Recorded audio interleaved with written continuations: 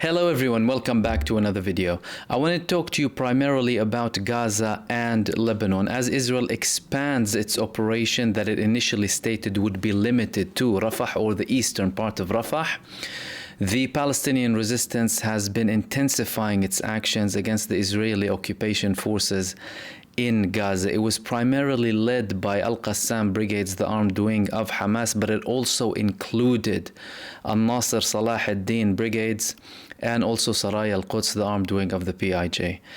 In total, Al-Qassam brigades, they attacked forces on their way to Jabalia.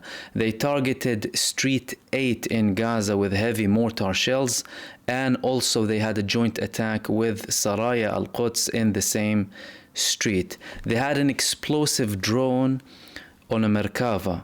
This is one of those actions from the Palestinian resistance that halted for a while. They launch missiles, explosive devices from drones directly hitting Merkavas and recording them, hitting Israeli tanks, and also the more frequent missile launches on Israeli cities. Like today, they attacked Ashkelon and Sderot twice, following 2 days where they attacked Be'er Sheva and with medium-range missiles. They halted the launches of these missiles for a while, but after Israel invaded Rafah, they reactivated the use of these weapons. In total, the most prominent actions from Al-Qassam brigades, they targeted 9 Merkava tanks and a troop carrier. They exploded a house that was booby-trapped with soldiers after they fled into it. They also had a special force targeted inside a house with TBG shells. They detonated a thunder bomb by a special force for the occupation army, and they also targeted a tank with a missile from a drone, the same one that we spoke about, and obviously the launches on Israeli cities.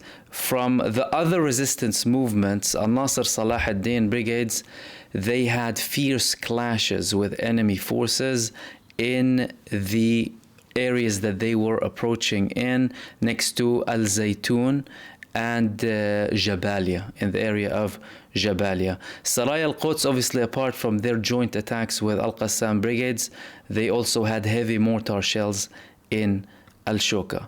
We had a very significant development from Lebanon.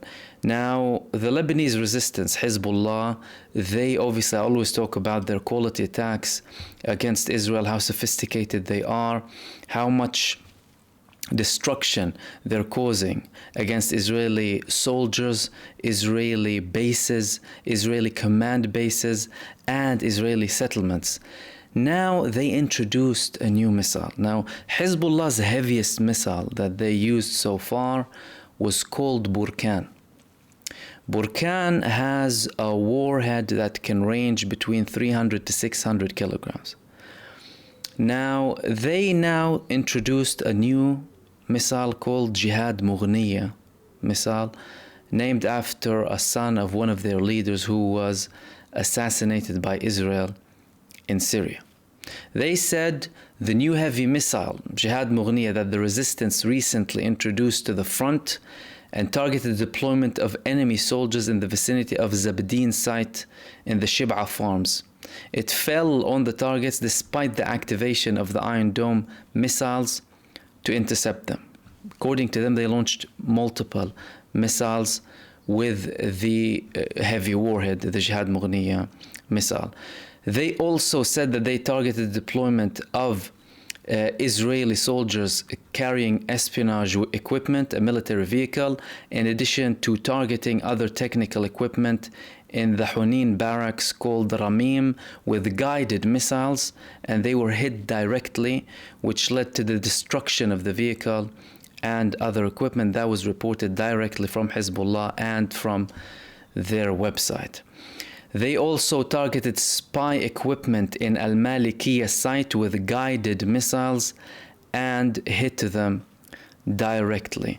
Now, in terms of Israel's action, on the other hand, they obviously continue the massacres in Gaza. The health ministry in Gaza said that only in the central province of Gaza.